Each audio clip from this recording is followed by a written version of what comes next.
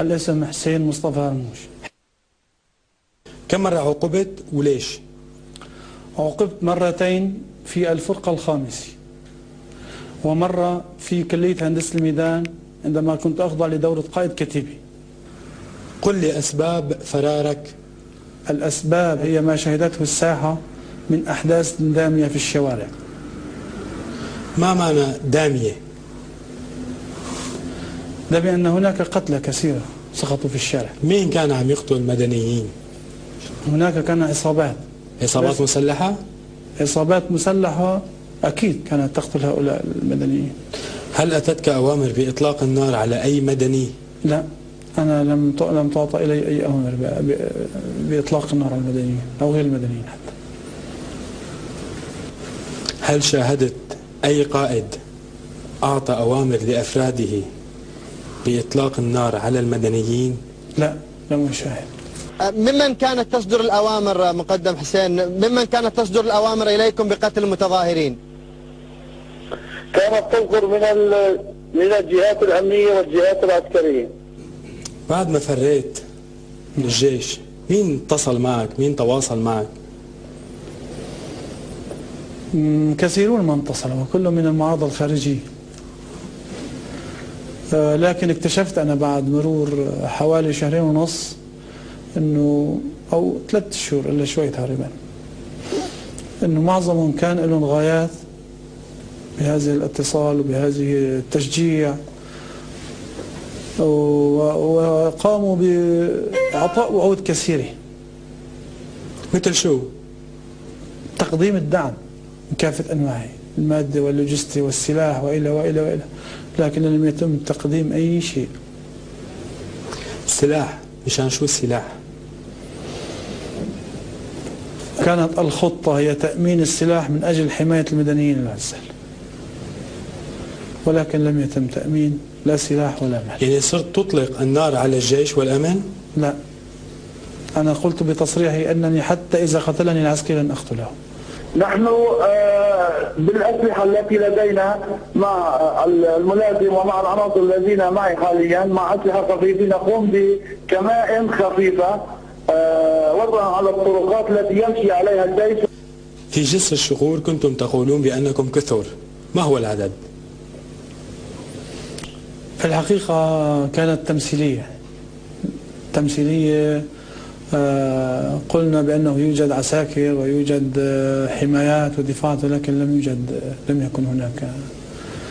ولكن كدعاية أنه كان في ناس في جسر الشغور لم يذهبوا إلى تركيا، وليس ما يتم نزوحهم إلى تركيا، تمت هذه الدعاية فقط. قلت أن العدد 200 والعدد قابل في الازدياد. هلا مبدئيا يوجد معي اكثر من 100 عنصر، ويوجد معي الملازم مازن وانا، ويوجد معي رتب لم نفصل عن اسمائهم لضرورات امنيه. وقد وعدت اليوم وغدا سينضم لي ان شاء الله 200 بينهم 4 ضباط ان شاء الله تعالى. بعد ما فريت اول جهه اتصلت فيك كانوا الإخوان المسلمين. مين بالضبط؟ ما كلهم أسماء مستعارة. كان واحد اسمه أبو خالد اجى على المخيم ورآني في المخيم. وغيره؟ اتصل في زهير الصديق، اتصل محمد رحال، اتصل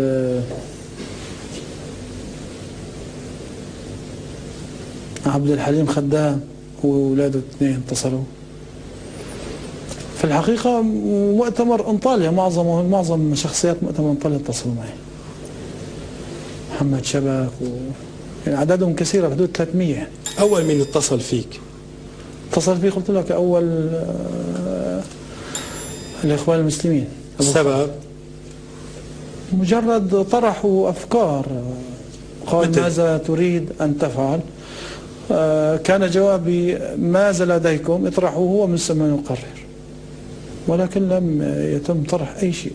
شو طرحوا هن قالوا لي شو بدك بالعامية؟ قلت لهم أنا ما بقول لكم شو بدي، قولوا لي أنتم شو عندكم أنه أكثر من جهة عم تتصل معي، بدي أشوف مع أي جهة بدي أشتغل أو مع أي جهة بدي أقوم بتنسيق أي عمل. هناك ناس طرحوا موضوع إقامة منطقة عازلة عن طريق الحكومة التركية مثلا، منطقة عازلة لمحاذاة الشريط الحدودي بين سوريا وتركيا. وعدوك بالمال، زودوك بالأموال، بالسلاح؟ لا، تم كلها كانت وعود سيتم تزويدكم بالمال والسلاح من أجل التحرير، ولكن مجرد وعود. في خالد الخلف اتصل، في عبد الإله الملحم، في أسماء كثيرة يعني. ذكرت أنه عرضوا عليك مبالغ مالية، من أجل ماذا؟ زي تمشيط الأحوال يعني، إنه أما مبالغ مالية طبعا هون شو بده يصير يعني، إنه كل إنسان بده يحاول مثل شريك مشترى يعني بيعطيك مبلغ من المال، بعدين بيقول لك اطلع احكي هيك، تطلع بتحكي هيك، اطلع صرح مول، اطلع مول. قلت لك أنا اتصل بي المرشد العام الشقفي، اسمه الشقفي، قال رياض الشقفي، قال ماذا تريد؟ قلت له قدم ماذا عندك وأقول لك أوافق أو لا أوافق. عبد الحليم خدام، نعم. المدة الزمنية بين فرارك واتصاله بك؟ بحدود 3 أيام، أسبوع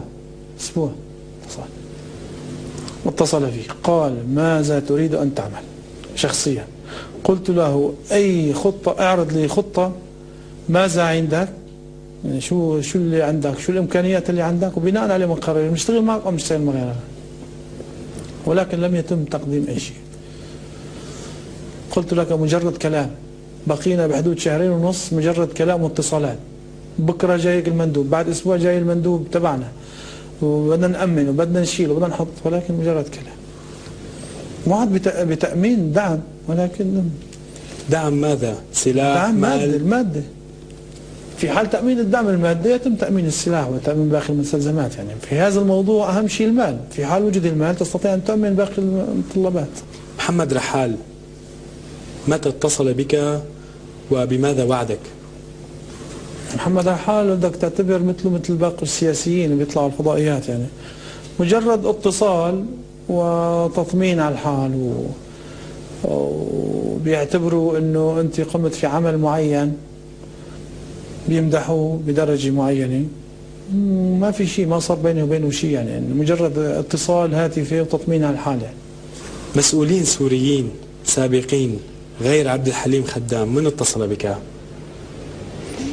اتصل بي مدير مكتب رفعت الأسد، كان ذلك بعد أن أصدرت البيان رقم 1 في حركة ضباط الحرارة.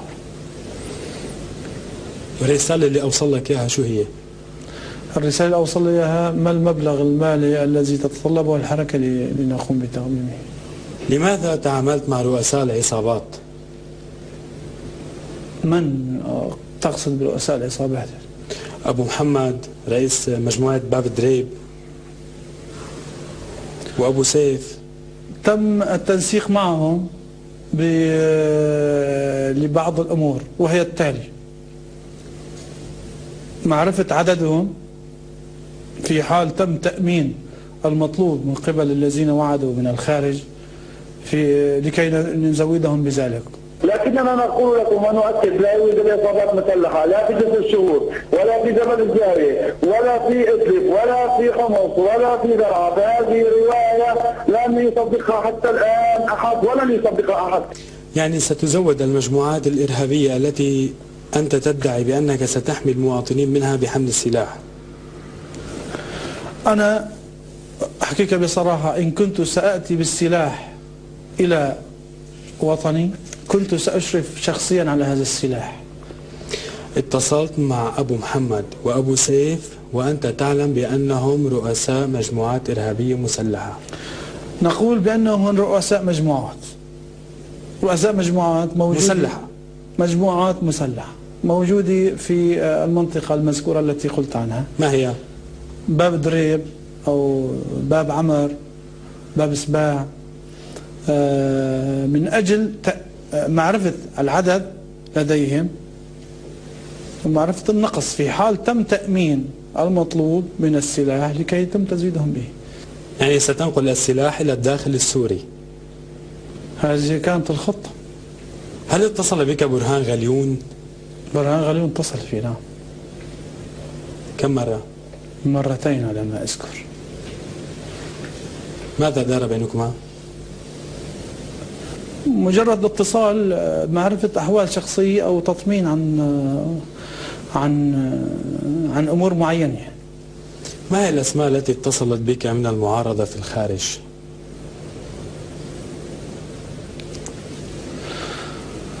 قلت لك إذا بلشنا من عند خدام ولاده ورفعت الأسد والأخوان المسلمين ومحمد رحال ومؤتمر انطالي، قلت لك بحدود 300 شخصية معظمهم حكوا معي.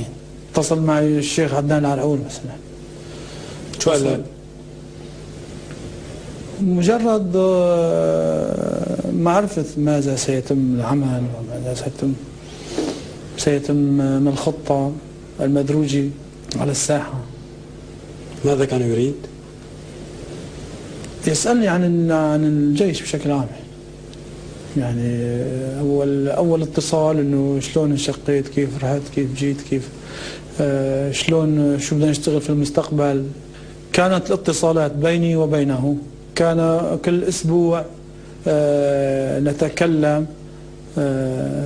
يسألني عن موضوع مثلا عن عدد القوات، عن البحرية، يعني عن نسبة القوات الجوية، عن نسبة البحرية. يعني زهير الصديق، نعم. متى اتصل بك؟ زهير الصديق كان أول وكمان من أوائل المتصلين بي فور وصولي إلى تركيا، وكما قال لديه الدعم ولديه ولديه ولديه ولديه، ولكن ما لم يكن لديه سوى الكلام. أرسل لي مبلغ من المال وقدره $1000، وأعطاني أيضا كمبيوتر مستعمل. مع من؟ مع شخص اسمه أحمد الزين. هل لديك معلومات بأن زهير الصديق استلم مبالغ مالية بأن يحولها لك ولم يحولها؟ نعم، فيما بعد اكتشفنا ذلك. أخبرني شخص قال لي ما المبلغ الذي قبضته، فعلى سيرة $1000 هاي حتى في صحيفتين أعطيتهم هاي المعلومة وكتبوها، يعني حتى يشوفوا الوعود البراقة اللي وعدت فيها. يعني مبلغ $1000 تم قبضه من قبل فلان من المعارضة التي وعدته بكذا وكذا وكذا وكذا. ولكن شخص على ما أذكر يمكن محمد سكاف قال بأنه حولت مبالغ أكثر من هذا بكثير ولكن لم تصل.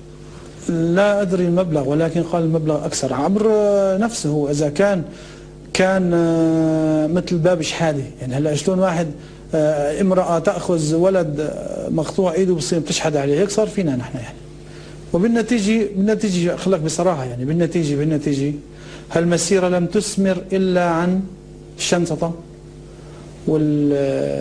والبهدلة والوعود الكاذبة. هل وصلتك معلومات بأن الصديق مع جماعة الإخوان المسلمين يدخلون السلاح إلى سوريا؟ نعم، هو بنفسه قال أنه أرسل سلاح وأرسل وأرسل وأرسل وأرسل. هل قامت جماعة الإخوان المسلمين بإرسال السلاح إلى المجموعات الإرهابية المسلحة إلى داخل سوريا؟ قالوا أنهم أرسلوا إلى حمص دفعة وإلى حماة دفعة، وأرسلوا إلى إدلب قسم، وإلى حي الرمل الفلسطيني. تم إرسال أسلحة إلى الرمل الفلسطيني. من قام بتصويرك أول مرة وأين؟ أول مرة تم تصويري في ناحية بدامة التابعة لمدينة جسر الشغول. هل دفع لك مقابل هذا التصوير؟ عندما كنت في بدامة وصرت معروفا بين الناس، أعطاني هذا الشخص الذي تتم الاتصالات عن طريقه، أعطاني مبلغ 50,000. ولكن فيما بعد علمت أنهم قبضوا عن مقطعي قالوا بحدود 2 مليون ليرة. متى بالضبط قررت العودة ولماذا؟ أنا كنت أفكر في العودة من 15 رمضان، ولكن تفاجأت بالتجارة من أول يوم خرجت به، وكيف الناس يشحذون أن الأموال أو يأخذونها على اسمي، ووعود كثيرة تم وعدي إياها ولم يتم تنفيذ منها أي شيء. هنا مثل أصبحت أنا بين ثلاث حد، يعني بيقولوا بين حدين سيف، صارت أنا بين 3 حدود. حدود اني انا خارج عن دولي وخارج عن وفار. 2 خارج عن مجتمعي واسرتي. و3 صرت خارج عن الناس اللي عم ينسقوا معي.